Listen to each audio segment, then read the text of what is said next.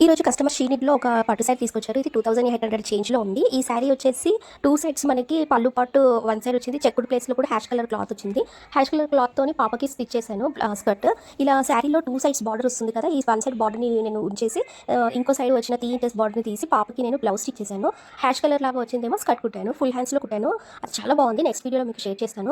ఇటు సైడ్ మనకి పళ్ళు పాటులో వచ్చిన క్లాత్‌ని మనము బ్లౌజ్ స్టిచ్ చేసుకున్నాను. ఎందుకంటే కొంచెం బెనారస్ లుక్‌లో ఉంటుంది కదా! నాకు సేమ్ కలర్ ప్లెయిన్ తీసుకునడం ఇష్టం లేదు. అలాగే మగ్గం వర్క్ రొటీన్ అయిపోయింది. కంప్యూటర్ వర్క్స్ ఇవన్నీ రొటీన్ అయిపోయింది. నాకు ఈ పళ్ళు పాటే బ్లౌజ్ కావాలనేసి చెప్పారు.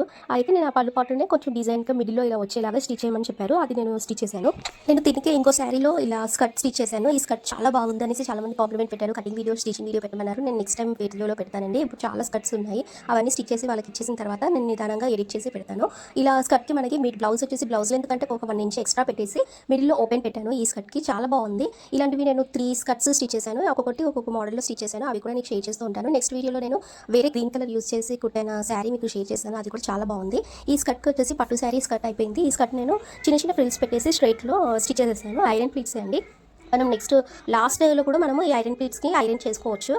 అందరూ ఇలా స్టిచ్ చేసి సైడ్ స్టిచ్ అయినప్పుడు కూడా పెట్టేస్తారు. నేను ఇలా కూడా చేసుకుంటాను. ఇలా చేసుకోవడం వల్ల మనకి ఐరన్ చేసేసి డైరెక్ట్ ఫోల్డ్ చేసి వాళ్ళకి ప్యాక్ చేసేస్తే అయిపోతుంది కదా అనే ఉద్దేశంతో నేను డైరెక్ట్ ఇలా చేస్తాను. కింద వచ్చేసి క్యాన్ యూజ్ చేయకుండా క్యాన్ పట్టి వేస్తున్నారు. ఇప్పుడు క్యాన్ వల్ల మనకి వాష్ చేస్తే కొంచెం మెత్తగా అయిపోవడం అలా అవుతుంది కదా. ఇప్పుడు క్యాన్ పట్టి వచ్చేసి కాస్ట్ కూడా తక్కువలో ఉంటుంది. 40 రూపీస్ 45 రూపీస్లో ఉంటుంది పర్ మీటర్.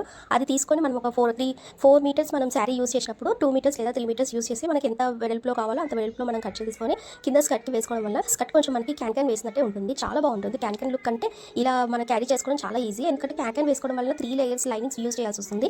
దీనికి ఇలా మనం క్యాన్ పట్టి యూజ్ చేసుకోవడం వల్ల మనం ఓన్లీ బార్డర్కి మనం లైనింగ్ క్రేప్ క్లాత్ యూజ్ చేసి మనం క్యాన్ పట్టి కనిపించకుండా స్టిచ్ చేస్తే సరిపోతుంది. లోపల శారీ పెట్టుకోట్ కూడా వేసుకోవచ్చు. ఇలా మనం తక్కువ ప్రైస్లో మంచి లుక్ వచ్చేలాగా యూజ్ చేసుకోవచ్చు. క్యాన్ వేసుకోవడం వల్ల లైనింగ్ వేసుకోవాలి, క్రేప్ 2 లేయర్స్ వేసుకోవాల్సి ఉంటుంది కదా లైనింగ్. అలా కాకుండా డబల్ ఖర్చు వేసుకునేకంటే ఇలా సింపుల్గా మనము డైరెక్ట్ బార్డర్కి వచ్చే క్యాన్ పట్టికి మనం క్లాత్ వేసేసుకుంటుంటే లోపల శారీ పెట్టుకోట్ యూజ్ చేసుకోవచ్చు. లేదా పిల్లలకి కావాలంటే లైనింగ్ క్రేప్ యూజ్ చేసుకుంటే ఒక లేయర్లో సరిపోతుంది. మనకు కొంచెం లావు ఉన్న వాళ్ళకి ఇలా పొట్ట ఎత్తు కూడా కనిపించకుండా ఉండాలంటే, అలానే ఈ స్కర్ట్ వెయిట్ మోయలేక పిల్లలు కూడా ఇబ్బంది పడకుండా ఉండాలంటే ఇది టిప్ చాలా యూస్ఫుల్ అవుతుంది. నేను అక్కడ బుటెక్లో కుట్టేటప్పుడైనా బుటెక్లో కుట్టించుకున్న వారైనా ఇప్పుడు మన షాప్కి వచ్చి ఈ టిప్ చాలా బాగుంది. ఇంట్లో కూడా బట్టలు పెట్టుకునే స్పేస్ సరిపోతలేదు. ఇలా కుట్టుకోవడం వల్ల మంచి చిన్న స్పేస్లో కూడా మనము ఫోల్డ్ చేసి పెట్టేసుకోవచ్చు. చాలా బాగుంది అనేసి అంటున్నారు. మీరు కూడా ఇలా స్టిచ్ చేసుకుని చూడండి. ఇదండి వీడియో. నెక్స్ట్ వీడియోలో మళ్ళీ కలుస్తాం. నెక్స్ట్ వీడియోలో ఇంకో డిజైన్తో మీకు మళ్ళీ డిజైన్స్ చూపిస్తుంటాను. Thank you for watching.